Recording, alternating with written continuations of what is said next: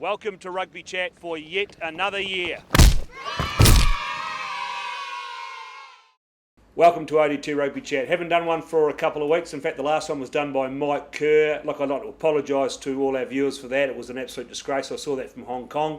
I've told Mike Kerr to keep to stay on with his day job. But we thought it's time to do a Rugby Chat. There's lots happened over the last few days, and I've got Ralph Perkins, who runs all things rugby in Dunedin, with me today. Now, I tried to get Josh Clark, the coach of Pirates, to turn up. He's a bit scared, couldn't get in front of the camera. In fact, he was away in South Otago on a school camp. So he sent me Craig Sneddon, and welcome, Craig. Good to see you along here again. So, boys, let's get straight into it. Ralph, I see you've finally got all the other grades just about ready to go. Is that correct? Yeah, good, Paul. Yeah, hello, viewers. We got the entries in just prior to Easter, which was end of last week for the remaining grades. Colts and the women's grades. So this Saturday you'll see the senior grade kick off. I see you've got how many teams? 12 teams? 12 teams. Is that about what you were last year? Yeah, I think Clutha, down in Clutha, the only fallout from last year really. They've got some young boys from Telford that are helping out down there, so bit of a shame, but they may be back next year. So that'll kick off on Saturday the 11th, and the Colts and the women on the 18th. So why are we starting? Why does Colts rugby start halfway through the year? Well, we are a university town, and all those... They're on holiday, I presume, at the moment, are they? They are on holiday, and I'm sure all the clubs will be pretty aware of that. History has shown that it's no use getting underway any earlier. It's pretty shambolic, as it's been in the past. And we even clubs tried to schedule a couple of pre-season trials early before Easter, and lo and behold, it was the Hyde Street Keg Party. So rugby fell a distant second, and the Hyde Street Keg Party. Sneddon, did you get to the Hyde Street Keg Party? No, getting a little bit old for that. But old for you now? I'd be hungover on the Wednesday. So let's come on to Pirates. Look, I predicted Pirates were going to finish 9th or 10th this year. And I feel a bit sorry for Pirates because they're just down the road from the Sharks. So, look, it's been tough. I hear Oga was going to coach the side at the start of the season. Then I think the Kings boys said no. You got to get on with running the school team. So Josh Clark stepped up. I had a quick chat with Josh this morning. He was really enjoying what he's doing. But the only thing he found hard is coaching and playing at the same time. Must be tough, is it? Yeah, for sure. I mean, Oga's pretty much been there quite often anyway. As I said to you before, he's kicked off. Roscoe Edwards is. So when did Ross Edwards jump back in? Oh, we were playing before we played Torrey first week, and I sort of had been trying to play and help the backs. And as you know, as you've said, Josh is struggling with it too, and even a man of my talent couldn't manage it. Right. So I sort of said to Clarkie, look, we need to get someone along at least to have a yarn to us on a Saturday. So Roscoe turned up on the Saturday and he hasn't left. So that'll be why you're going so badly in the backs, though. Oh well, no, he's a passionate man, Roscoe. But I don't think it's all doom and gloom. I think we've been written off a wee bit unfairly, to be fair. Well, Josh was saying that he's got a good group of guys. He's a bit worried about his forwards because we don't have a lot of forwards. And he said if we get injuries in the pack, we're in trouble. He said I've got a ton of backs that are there. So that's the only real worry for him. He reckons you boys will get better, but he's just worried about the numbers in his forward pack. Yeah, I mean we had 15 backs trained the other night, so 2 backlines and a reserve. So I mean I guess that's a pleasing aspect of it is. Obviously, we had a pretty tough year last year, and it wasn't looking real sharp pre-season this year either. Yep. But we do have good numbers. Well, I guess you go outside of your big clubs, your Torreys, your Southerns. Your Dunedin, obviously, and even Varsity, I suppose. But most other clubs do battle for depth. I don't think we're the only ones in that boat. So you just got to hope that you don't get those injuries, especially to key players. If we lost a Craig Miller or Jesus Asangi in our front row, the team dynamic changes. So you just got to hope you don't get those injuries. So Ralph, coming back to you, so just looking at these teams, the numbers, you've got numbers, and we're talking now where you've got 11 teams in Prem Colts, and you've only got 8 teams in the junior Colts. Is that the same as last year, or did you have more last year in junior Colts? There was 9 last year. In junior Colts? Yeah, and if I look at it there, we've seen Zingari Richmond progress up to Division 1 Colts, which is great to see. Yeah. So that's why you've got a buy in that grade. Yeah. Well, that just moves that team up there. Obviously, the 2 school teams, which will be interesting to follow. They obviously want to advance their rugby. So the Otago boys, obviously, we're already confirmed. So Southland boys definitely over the line, and they're playing in the comp. So how's that Southland boys going to work? How many games are they going to play in Dunedin, and how many games are they going to play elsewhere? Well, the draw is still to be finalised, but it's been worked on. But Southland boys, to their credit, their management stuff, they said to us, realising that they're coming up here, because the Dunedin clubs and Fair Jews said, hey, we're not all travelling to Invercargill to play our footy, you know. Yep.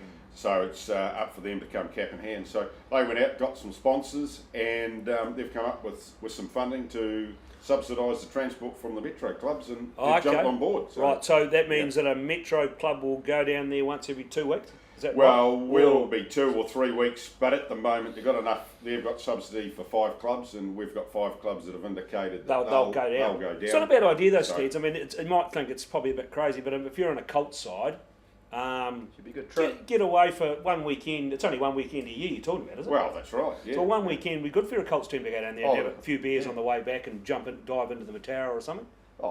Please not. Yeah. Oh, why not? Got to be done. No, I agree. I mean, at the end of the day, Southland boys and Otago boys and Ogle hate me not involving Kings in that discussion, but they probably are your 3 schools that are, you know, they're bringing. They can play, and they're the ones that are bringing the young fellas through, and they need to be playing good footy. So my question is for both of you guys before we carry on, because that's a great topic. How are these? I don't think that Otago boys probably slightly the stronger of those 2 teams. I don't think Otago boys will win that Colts competition. What are your thoughts where they will sit in this competition? I know it's early days; they haven't started yet. Yeah, you know, look, they've obviously got a good program, as the Southland boys. You know, Southland boys said that, look, at the end of last year, they were saying they're only 5 points adrift, and I think the last final game that they played at the end of the year was pretty tight. Yeah.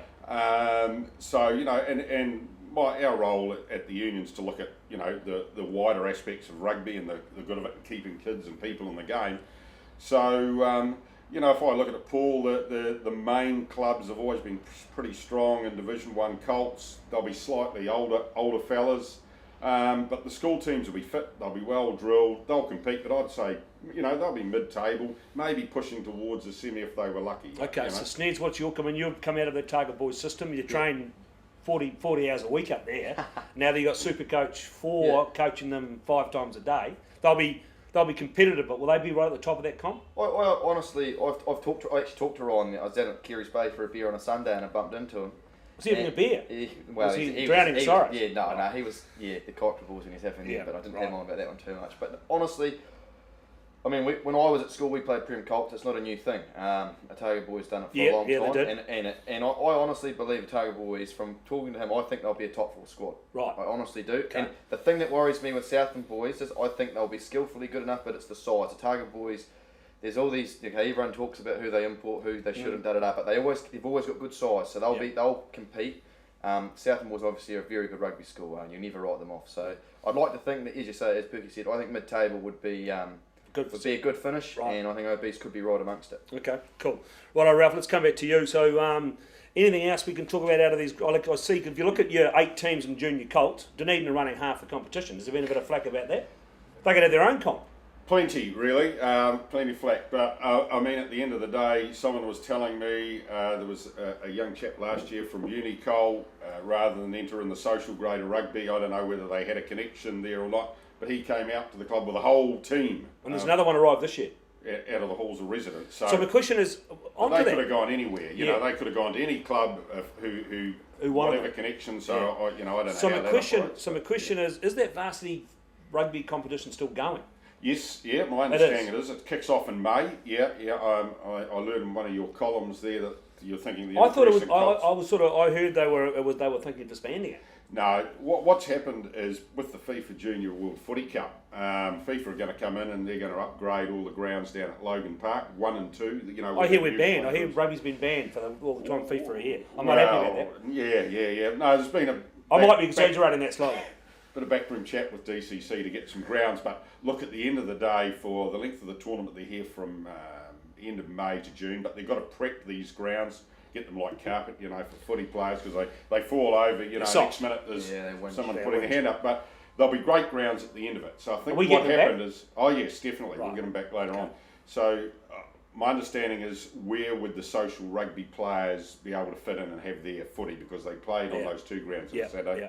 But I understand they're up and they'll be underway, you know, again in May. So. Okay, cool. Let's come back to back to Pirates, and we'll just look because I hear the forwards are going really, really well, but the backs are struggling under your leadership. So tell me how well the Pirates forwards are going and how well the Pirates backs are going.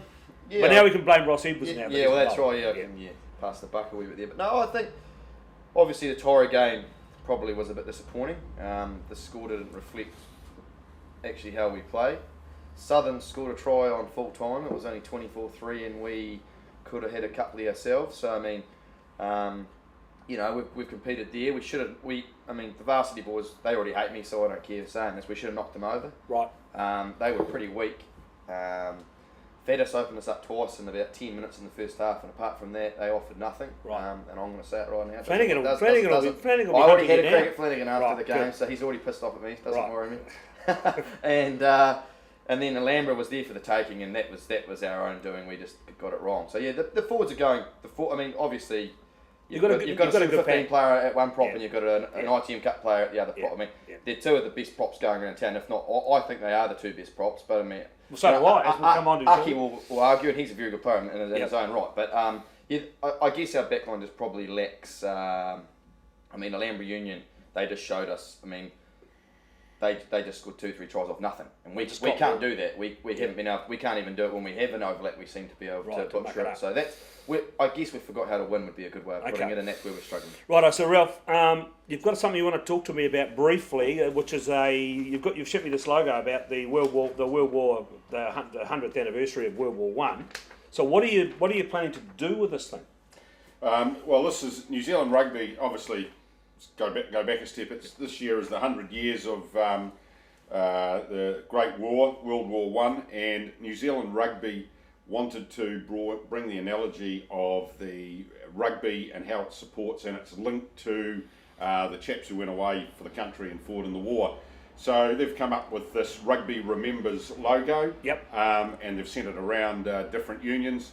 We've grabbed a hold of it, and we're looking to get this logo, which is on our club premier teams, and launch it on Anzac Day. So Are the club teams all over it? yeah, we've had some pretty good feedback. It's a good idea. It's a great idea. Really want to get on board with it. I'm sure there's plenty of people with families out there who've got a connection to the wars and through relations or whatever. So it's just something we can do locally, and I think club footy is the great place to do it with the clubs, and they've got support of it for us. So Great initiative. Right, boys, we're running out of time, so we better move on to the Form 15. Now, I've picked this Form 15. I've done a lot of scientific study, Sneds, over the last couple of weeks. So we'll quickly run through the forward pack first. And guys want to chip in. Look, I'll put Craig Miller and Sasaki, even though I'll see we've spelled his name along here. Miller and Sasaki in the front row. You really can't go past that. And Ricky Riccatelli, even though he's going to Bay of Plenty, he's going okay. Yeah, good player. Happy with that front row? Yep. I'm going with a couple of wild cards in the mid row. We've got Jamie Waller, who seems to play pretty well every week for Green Island. Big Mike Culver wins on the line at Alhambra Union. Oh, hold on. Where's the big fella, the other big Green Island fella, Jackson? He's playing 8. He's playing 8 at the moment, right? Oh, well, he'll be in there then. No, he's not, funnily enough. Goodness. Ratu Dawai, we've got to put him in. He's scoring a lot of tries at the moment. Yes. Alex Fitzgerald, I'm not an Alex Fitzgerald fan, but I've seen him play twice now. He's going pretty good for the Sharks. Haven't seen him play. Goes all right at open side, have a look at him. And Micah Murphy, well, he's an ex-Green Island boy, but we've given him a run in the I'd put Jackson and him up. You would? For the he scored 3. Well, he did. He scored 3 tries against the team the other day. Green Island should have beaten, didn't he? I'll pop him in there. Kane Whiting, I couldn't find a halfback. Any good? Yeah, he's a very good player. I played for Sevens with him in Tasman. Right. No, very good player. Josh Casey, I had to put Josh Casey in. Yeah, I see he scored 3 tries, yes. I was struggling for wingers, so I've gone with the 2 Southern boys. Well, Tonga just scores a try every time he touches the ball. He's got to go in. Bryce Hosey, well, not a bad, good solid player. Got a dodgy hamstring at the moment, Hosey, though. Is he? Yeah. Now, midfield I was struggling a bit. I haven't really found him stand out, so I've gone with Lockie Moore, which you tell me hasn't played that much. He's played a couple of games, and I thought Aleki Morris, the time I saw him play, played okay. And Connor Fafita at fullback. Now, you boys don't reckon he even played for Torre? I've got no idea who he is.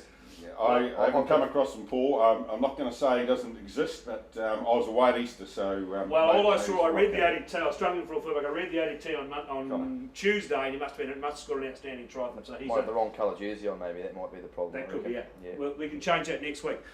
Just a couple of other... We quickly want to go through the ODT Express competition for our viewers. Now, what's happening with the ODT Express competition this year? It's going to be held at... in the half-time of the Highlanders Sharks game, I think on the 1st of May. Now for the club wins this year a Spates Club shout worth a lot of money.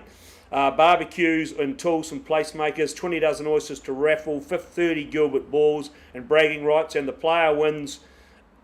We've got 2 players this year, iPads, fuel vouchers, Sterling Sports vouchers. And what we want, lads, just want you to comment on this, Sneds, because basically it's been a race about speed over the last couple of years.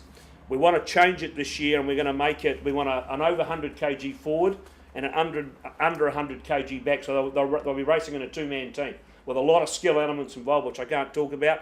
But I'm really looking forward to the fact that right at the end, it'll reach an absolute crescendo at the end. So have you got a decent 100 kg forward you can put into this? Yeah. You'll be going again this year, eh? Oh, With your extreme pace. I could. The hamstrings have been stretching this year. I reckon I could go all right. Josh Clark, he'd be one of the quickest forwards in the competition. He goes all right. He's one of the quickest forwards in the competition. Have a chat with him. So there's a lot to be won. And just to finish, lads, we better quickly talk about the games this weekend. First game, a land reunion, Dunedin. Go with the Sharks. Yeah, I think Dunedin Sharks. too strong. Yeah. Kite versus Tyree. Yeah, Tyree. Yes, Tyree. Uni versus Southern. Big game. Southern have been playing pretty good rugby so far. Go with Southern. From what Sned's told me about Uni, I think Southern may be too strong. Southern 13 and over. Righto, the big game, which I think the most interesting in this game, this is sort of Battle of Wooden Spoon early part of the season. Pirates GI. I disagree with the wooden spoon part. Right. Pirates GI. Oh, I'm obviously going to back us. I think we're ready. I think we're ready to go. I think GI slightly. Ralph, what do you think? Well, look at that. I've got a bit of a soft spot for both these clubs, just because they've got great folk that are in it. When I go there and have a couple of beers, I couldn't split them. I want to see Draw. it battled out, and Sneds might just kick the winning goal or something. But I've picked a draw. Okay, and Zingari Harbour to finish. I think Harbour are going pretty good. Yeah. Harbour. Yeah, Zingari Richmond up at Monticello. Tough to beat. They are. Joe Ladder and his boys, he grows a leg up there, and so do the rest of them follow him. But Harbour, they've been going well. It'll be a ding-dong go, but Harbour just, I think, at the line. All right, boys, look, thanks for coming along. We've got to wrap it up just to finish. I think the key game of this round is Pirates versus Green Island, and I've just got a sneaking suspicion perhaps the Spannerheads by 1, but I would love to see a draw. And we'll talk to you again next week.